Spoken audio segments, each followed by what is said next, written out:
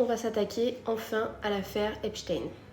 Mais alors c'est quoi tout ce bazar? Qu'est-ce que c'est que les files Epstein, comme on les appelle en anglais? Ce sont 3 choses. Des éléments d'enquête, des dossiers de justice et des documents personnels comme des mails ou des échanges téléphoniques ou des SMS. Si on va remettre les choses un petit peu dans leur contexte dans cette vidéo qui sera peut-être un peu plus longue que d'habitude. Donc on remonte dans les années 90, c'est à ce moment-là que Jeffrey Epstein et sa femme Ghislaine commencent à organiser des petites soirées à deux où Ghislaine était chargée de faire le pied de grue devant des centres commerciaux ou des écoles afin de ramener des jeunes filles pour passer la soirée avec eux.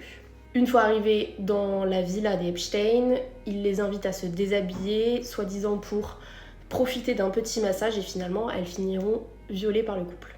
Et c'est là qu'ils ont cette idée de se dire, est-ce qu'on n'ouvrirait pas ces soirées à des amis? Et c'est ainsi que sont nées les fameuses soirées mondaines avec des personnalités triées sur le volet, parmi les personnes les plus puissantes de la planète finalement. Et ces jeunes filles sont même extrêmement jeunes parfois. On a un témoignage d'une jeune femme qui n'a malheureusement pas pu être retrouvée et qui a laissé un témoignage anonyme sur une ligne d'écoute dédié aux victimes, qui accuse directement Donald Trump de l'avoir attachée et frappée dans un lit lors d'une de ses soirées. Cette jeune fille n'a jamais été retrouvée.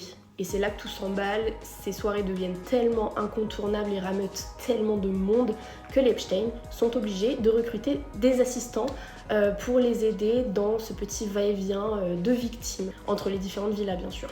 On retrouve notamment des pilotes d'avions qui sont payés pour prendre les victimes et les ramener aux villas et puis les ramener ensuite chez elles. Et ce qui est incroyablement fou dans cette histoire, c'est que les jeunes victimes étaient filmées lors de ces soirées et ces vidéos ont été utilisées pour faire du chantage sexuel et obliger les victimes à elles-mêmes ramener d'autres victimes comme leurs voisines, leurs sœurs, leurs amis, afin qu'elles puissent participer à ces soirées mondaines. Mais en 2005, la maman d'une des victimes se rend compte que sa fille rentre de soirée avec beaucoup trop d'argent pour son jeune âge, s'inquiète et décide d'aller voir les autorités compétentes. Et là, les langues se délient, les témoignages affluent et Jeffrey Epstein est enfin mis en cause. Mais un procureur décide d'accepter un accord ridiculeusement sympathique quand même avec M. Epstein et le condamne à seulement 13 mois de prison, sachant qu'il avait quand même le droit de sortir certains jours pour aller travailler. C'est quand même vachement sympa. Et bien sûr, au terme de ces 13 mois de prison, qu'est-ce que fait Jeffrey Epstein? Eh ben, il va continuer comme si de rien n'était avec ses soirées de l'horreur, le tout absolument couvert par tout le monde, malgré les témoignages abondants à l'époque. Et tout ça, ça va durer jusqu'en 2018 lorsque le Miami Herald sort une enquête avec plus de 70 témoignages qui fait absolument tout exploser et là, plus personne ne peut ignorer les faits.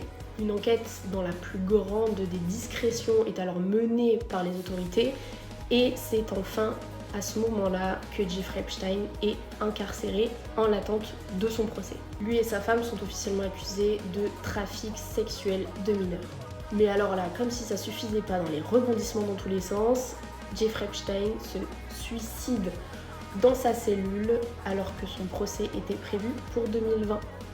Enfin, suicide, on sait pas, parce que bon, il y a beaucoup de rumeurs à ce sujet, apparemment on l'aurait un petit peu aidé. Enfin, ce qui est pratique quand même avec ce suicide malencontreux, c'est que ça a mis un arrêt brutal à l'enquête. Et que de ce fait, la plupart des indices et des éléments qui pourraient nous permettre d'obtenir l'identité des clients de Jeffrey Epstein et de sa femme restent secrets et ne sont pas publics. C'est bien pratique. Alors malgré le fait que Ghislaine soit toujours en prison, tant qu'un juge n'aura pas décidé de réouvrir le dossier, nous ne pourrons jamais avoir de réponse concrète sur qui a profité de ces soirées et surtout qui s'est rendu coupable de ces crimes absolument atroces durant ces soirées. Mais alors, mesdames et messieurs les juges américains, vous attendez quoi exactement pour réouvrir l'enquête ?